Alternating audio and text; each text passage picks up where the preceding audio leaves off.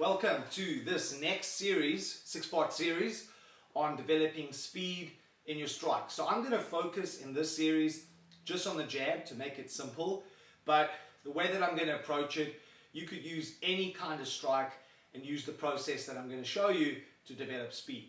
So although I'm going to break this down into 6 parts, when I'm training this, when I'm working this to develop my speed and my strikes, I'll do it in one session. So just remember that. So once you get to the end of the 6 parts, you're going to bring it all together. But I'm going to break it up just for simplicity's sake and to explain to you what I'm doing. Okay, step 1, what I'm going to do is I'm going to work only the final part of the punch. So rather than trying to develop speed all together, I'm going to break it up into sections and work each section, and then only at the end do I bring it all together. So the first part is, as I said, I'm working just the jab. If I'm working the jab, think about where the final part of the jab is, right? The final part of the jab is from that elbow joint moving into the strike, right?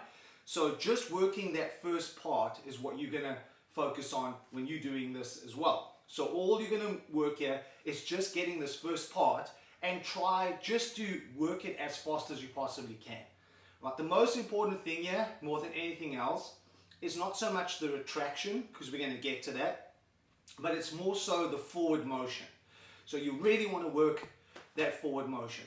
And when you're working your speed, one of the things you want to do is not worry about hitting whatever the object is that you're working against with power. Take that out of the equation, right? So I'm using the water ball. It could be a heavy bag, and as you notice, I'm not actually trying to hit it hard. I could work the same thing without equipment, right? So I could do it in the air. The problem then is there's a tendency to hyperextend your elbows and go further than you need to.